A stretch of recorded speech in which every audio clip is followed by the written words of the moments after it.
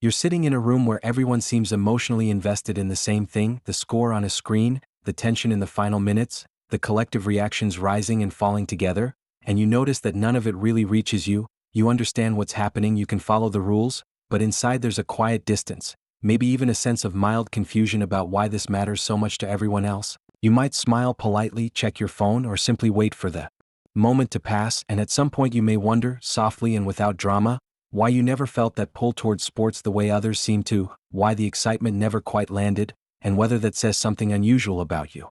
If that feeling sounds familiar, it's important to know that it's far more common than it often appears. Many people move through life quietly disconnected from sports culture, even when it seems like everyone around them is deeply involved.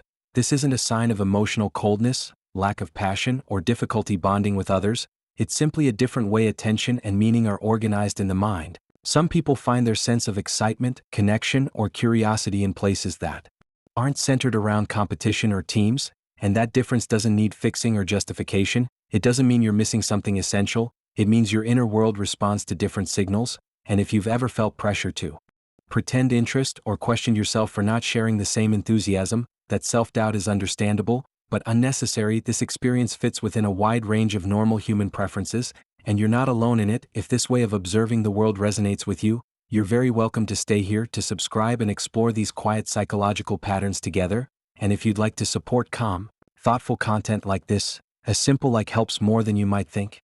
You can also share your experience in the comments, not to explain or defend yourself, but simply to be seen, because understanding often begins with recognizing how common our quiet differences really are. When someone doesn't care about sports, what this often points to is not a lack of interest in connection or emotion, but a different way the mind chooses what feels meaningful. Attention is limited, and each person's mind naturally filters the world towards certain patterns, themes, and sources of stimulation. For some people, competition, scores, teams, and symbolic victories activate a sense of excitement and belonging, while for others, those same elements remain neutral, not unpleasant, just emotionally quiet. This preference usually reflects how a person engages with meaning rather than how much meaning they can feel. It's important to separate this from extreme disengagement or emotional numbness. People who don't care about sports still experience curiosity, attachment, joy, and depth, just directed toward different experiences such as ideas, conversations, creative work, nature, or inner reflection. At its core, this pattern suggests a mind that responds more strongly to internal coherence than external spectacle, more to personal relevance than shared rituals, and more to calm understanding than collective intensity. This doesn't place someone above or below anyone else. It simply places their attention on a different layer of experience. Understanding this helps shift the question from what's wrong with me to what does my mind naturally respond to, which is a much gentler and more accurate way to look at human differences. From a psychological point of view, interest in sports is closely connected to how the brain responds to stimulation, attention, and emotional reward. The human brain is constantly scanning the environment, deciding what deserves energy and focus, and this process is deeply individual. For many people, sports activate clear patterns that the brain finds rewarding. There is movement, uncertainty, clear rules, winners and losers, and a shared emotional rhythm. All of this creates bursts of anticipation and release that the brain interprets as engaging, but not every brain responds to these patterns in the same way. Some minds are less sensitive to external excitement and more attuned to internal coherence, meaning they engage more deeply with experiences that feel personally meaningful rather than socially amplified. In these cases, the brain's attention system doesn't lock onto the spectacle itself, because it doesn't signal relevance. Instead, attention naturally drifts toward quieter sources of interest, such as ideas, sensations, conversations, or inner reflection. This isn't a deficit in emotional processing. It's a difference in what triggers emotional resonance. You can think of it like a radio tuned to a different frequency. The signal is there, but the brain isn't designed to amplify it. Another important piece involves emotional regulation. Sports often rely on rapid emotional shifts, excitement, frustration, tension, release, and some people simply prefer slower, more stable emotional rhythms. Their nervous system feels more comfortable with continuity than with sharp peaks. Over time, the brain learns what feels regulating rather than overstimulating, and it quietly steers attention away from what feels noisy or demanding. This process happens without conscious choice, which is why disinterest in sports usually feels natural rather than deliberate. It's not about resisting enjoyment. It's about how the brain protects balance and meaning in its own way.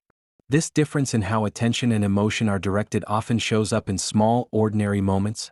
not as a dramatic statement, but as a quiet pattern. Someone might agree to watch a game with friends and notice that their mind drifts elsewhere, not out of boredom exactly, but because nothing inside feels activated. During conversations, they may listen politely while others dissect plays and players, yet feel more alive when the topic shifts to ideas, stories, or personal experiences. On social media, highlights and sports debates may scroll by without resistance or interest, while a long article, a piece of music, or a thoughtful video holds attention effortlessly.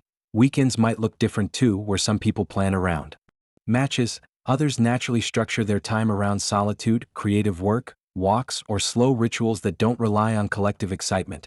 Even emotional reactions can feel mismatched. A last-minute goal might leave them neutral, while a quiet scene in a film or a meaningful conversation creates a deeper response.